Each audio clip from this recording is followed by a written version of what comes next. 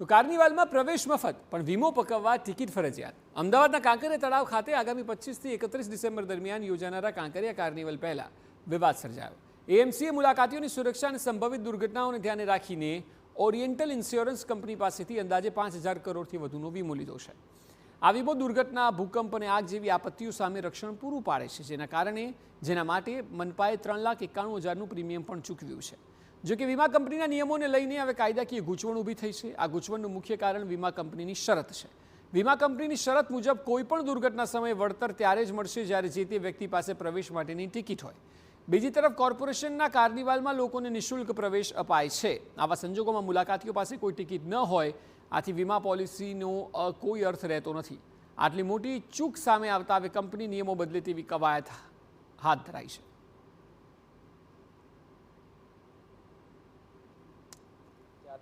Ticket લેવામાં આવતી નથી। તમામ માટે આ મનોરંજન કાર્યક્રમો રોજના 2 થી 3 લાખ 5 લાખ સુધી અલગ અલગ 3 સ્ટેજ ઉપર લોકો જ્યારે આવતા હોય અને એના જે વીમાનું પ્રીમિયમ મહાનગરપાલિકા દ્વારા 3,90,000 જેટલું જે ભરવામાં આવ્યું છે, એમાં કોઈ પણ જાતની શરત ન રહે એ માટે ચોક્કસ કંપની સાથે રજૂઆત કરવામાં આવશે।